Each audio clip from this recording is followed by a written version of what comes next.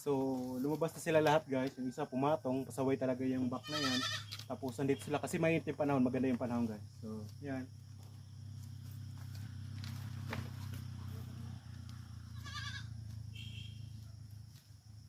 So, dalawa kasi itong pakinan, itong dito sa labas at saka yung sa pasungan nun sa bahay nila.